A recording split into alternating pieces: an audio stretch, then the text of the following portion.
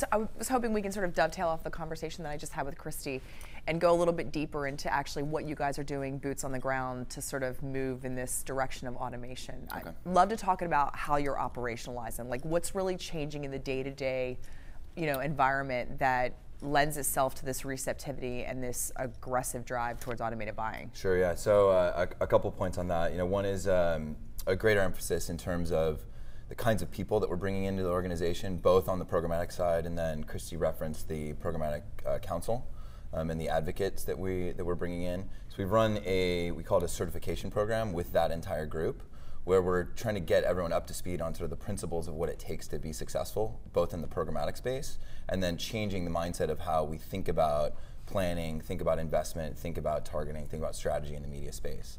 So it's structural, and then it's also skill set based. Okay, and so tell me, what is success though, right? That 50% bogey that you put on the board, that's a pretty high level target, right? And I think that's great, but translating that into how you actually, make step changes that a sea changes, how does that translate into the day-to-day work environment? Yeah, so success for us is a couple things. One is reinventing our business, operating a smarter, faster, more inventive, more innovative business ourselves, but it also has to then translate into client results. So 50% automation, if we can just automate our business, that's not enough.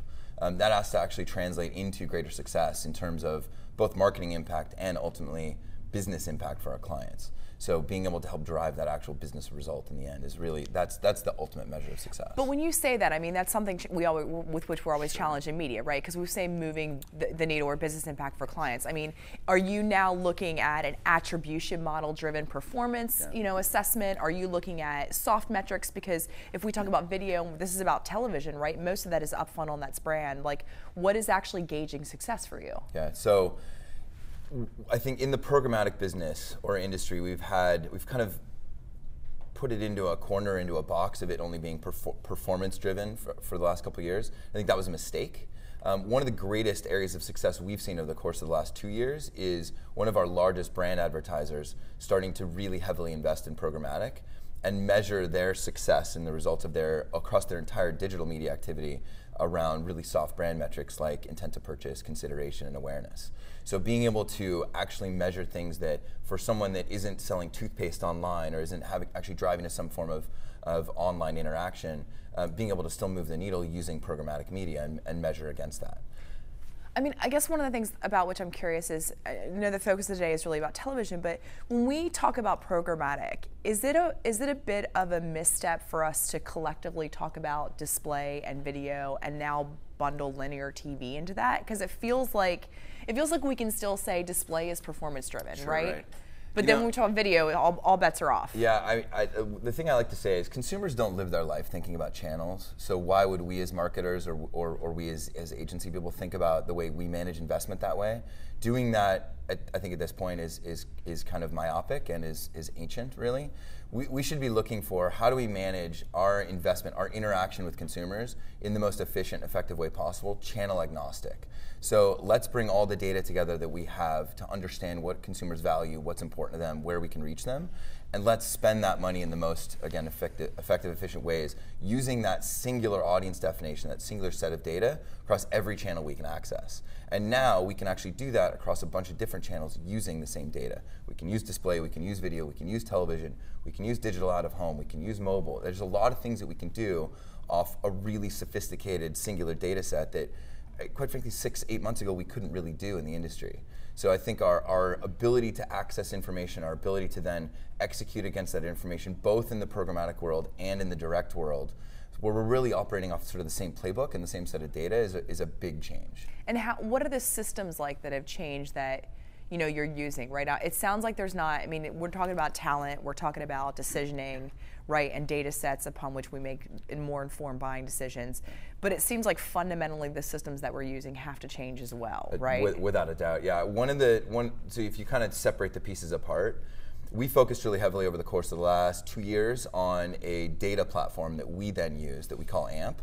that we're basically funneling all of the information we can pull together, both third-party, syndicated, sort of available data on the marketplace, other data that we've invested in as an agency, and then data that our clients can bring in, putting it all in one place. So it's sort of the front end, the intelligence aspect, lots of investment in that internally within Magna over the last couple of years. The then executional platforms that we want to use, we'll push as much of that information into that as we can. So we've got display partners that we've used. We've got video partners like Adapt that we've used. We've got television partners like Adapt and others that we also use. So being able to actually push that information into some of the systems we're using, there isn't one magical system that we can buy everything through today. And while we're working towards that, I don't think we ever expect that we're only going to have one technology partner to buy all media. So that's why we've actually separated out the sort of the intelligence piece, which is both really front end and back end. How do we get smart about what we want to do? Push that data into all the systems that we can through lots of integrations, and then pull that information back for success measurement, analytics, reporting, and then all the intelligence we can glean off that to then make the process smarter the next time. What's the planning cycle like right now for programmatic linear TV buying? It depends. The closer we get to, let's call it airtime, the less flexibility we have. It is still, the sales model in television is still largely programming based. So as much as we'd like to separate that out, as much as we'd like to move the world to a true sort of addressable digital served platform, we're just not there yet. So the closer we get, the tighter avails become. It's still living in sort of a television world.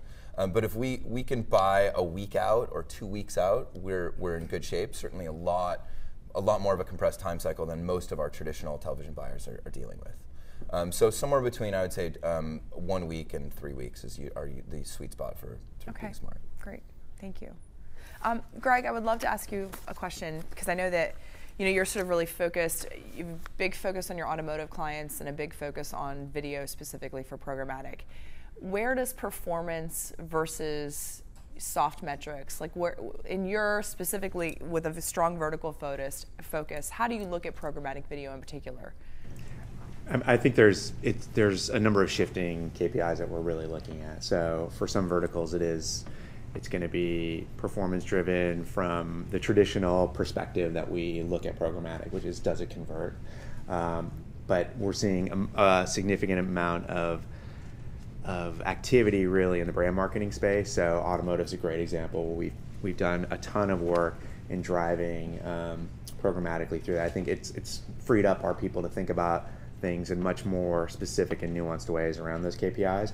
But we've seen incredible results in terms of intent, in terms of baseline conversion, and both in automotive and CPG. So it's been really a successful foray for us. Awesome. Yeah, and if I could just add, those are two categories where there's a lot of data available on the back end. Mm-hmm. So we talked before about moving the needle on success measurement, getting away from just online activity, but actually showing that we're showing ads to people that are then actually purchasing product, whether it's in store through like loyalty card program, information, or actually at a dealer where you can get access to things like DMV or registration records. So those happen to be two of the best categories for closing the loop, so to speak. We're then looking to push that further through other categories as we can, and also through access to set-top box data, do that not just in digital but also in television. What lends itself to, if you have verticals that have clear KPIs on performance, you're more likely to help them achieve their goals as clients, right? Yeah, and it's turning it into offline performance rather than just online performance. Exactly. So the notion of performance is not really what we need to get away from. It's that it's a digital-only performance aspect. And I think that's an important point to make, because it's not the responsibility of programmatic buying to thread the needle on attribution and tying it back to the P&L. And I think that's also often a misconception, and the burden that is carried by the media agency, that it's their responsibility to figure out the magical math that occurs in between, and it's not. So I think that's... It's one part, but I mean, there's a larger overall picture for all advertisers. Yeah. Thanks, Michael.